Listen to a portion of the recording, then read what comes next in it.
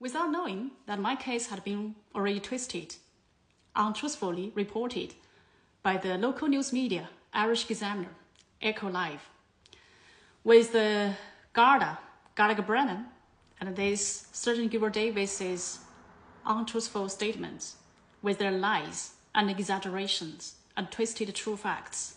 Yeah. Made up, cooked up details told by the Gallagher Brennan. And I just walked out of the courtesy court in the afternoon. What I did, I went into the Cork City Centre, the city library. I printed out 8 pages of the whole accountability. I mean, like the diary memo notes. I noted down according to the time. Well, the whole case incident from the very beginning when it started. And by the end, pretty much until the day of my court date ended there. So I stated out it's like a detailed outline, how the Smuggle Wash corporate brought all this over to me, and then the Garda, what they did to me, with all their viciousness and evilness behind. Then I covered these 8 pages, accountability. I took the 200 bus again from the city center in the afternoon. I went back to Margaret Wash's place again. This time I stood outside on the main road. Yeah, I didn't even get into the yard. I just stood outside the yard on the road. In front there, I switched on my Facebook live stream, started recording, and reading loudly all the 8 pages of accountability about how Margaret Wash and what Margaret Wash did to me and made me suffer all over that half year from March until September. And by that moment, I myself still had not yet realized that the severe, even more incurable, irreversible consequences this Margaret Wash and the Garda, Tucker Gardaí brought to my life. So I just finished reading those pages, and I dialed the number 999. I called the Garda in purpose this time. Yeah, I'd like to say what this time, how many guards will come to there. Yeah, what the Garda will do to me there. What the Garda will do for me, actually. Well, it proved that, no surprise. Only single Garda came to the site. Yeah, only single Garda come to the site. Because it's me, Jean Tang, called the Gardaí. If it's Margaret Wash, there will at least 3 or 4 male guards come to me very aggressively, abusively, yeah. And then this single guard came here to the site. So what did he do? Still did nothing except chase me away from there. Yeah. Please leave now from here. Please leave right now. And he was watching. There's another car. Yeah, a driver is driving a private car. It's about from the passing by through there, from that other side to this side.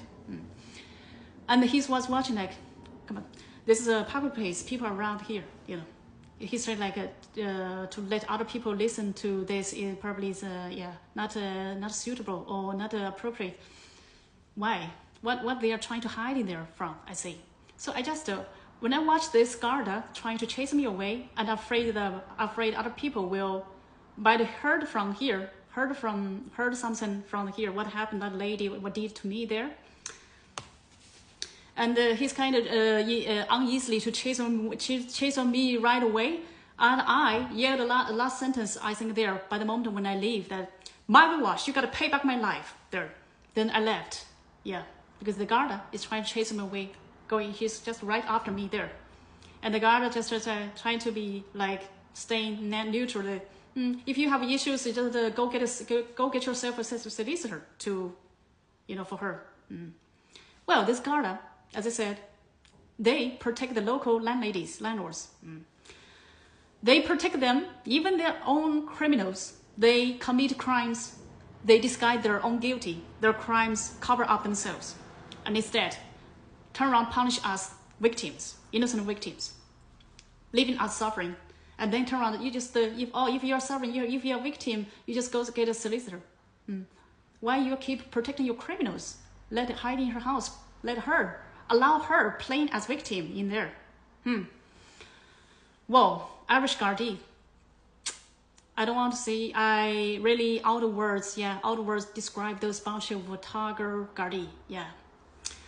To say I can say how unprofessional they are as police officers, but at least, how to say, what they did will prove that they are really underqualified. They are really underqualified police officers, and they are even criminals themselves.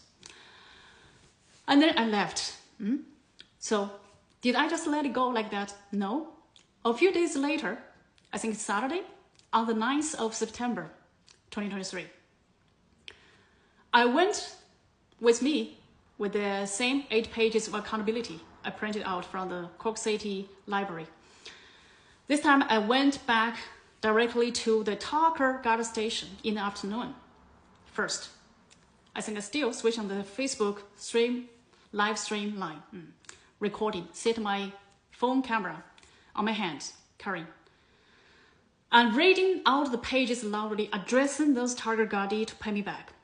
Yeah, it's just standing outside the front yard by the gate, outside of the Tiger station, protesting, very officially protesting against the Garda of their wrongdoings to me, their evil arrest of me, and the detention of me, frozen me in the country cell, and damaged my health, the extra losses, damages, harm they brought me. Yeah, I have to let it go. Even the court date ended, which I didn't know. The twisted truths, untruthful details already circulated out to the public by the newspaper.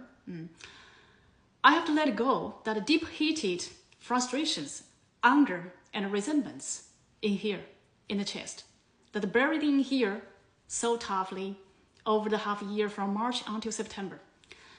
So after this, after my protesting outside the Tucker station, and later in the evening, on the same evening of the 9th of September, 2023, I went back with the 8 pages again, went back to where? To Margaret Walsh's place again.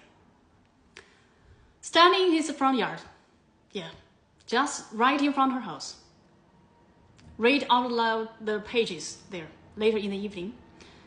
Read loudly, addressing her, what she had done to me, what she did to me, yeah, claiming for compensation for what they did.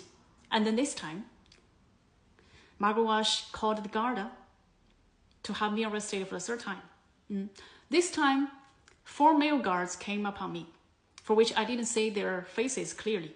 Because when they come to me, they directly snatch away my phone and all my papers, yeah, snatch away all my phone and push me, my face, chest against to the ground, touch to the ground. My face already touched ground, and they handcuffed me there, my hands there, like, and I just screamed out, crying loudly there. And so the guards with the leather boots stepped on my shoulder, like they're gonna squash me right there on the ground. And then, again, very abusively, violently, yeah, very violent, abusive arrest, handcuffing me, and then took me right back to the Tucker station and then throw me, this time they very, very, very abusively throw me onto the ground, hit me onto the mat on the floor. Jesus, I was just sobbing there, lying there. They called my name. I didn't even answer them. I don't want to even talk a word with them. I don't want to answer them anything. Just sobbing with myself, with tears. I even with the nose, you know, got a runny nose, you know, the liquids that comes through my nose, my lips, Jesus, my mouth.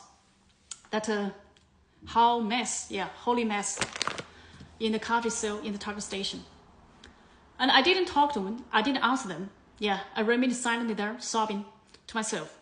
So desperate, yeah, hopeless, you know, hopeless, helpless, desperateness.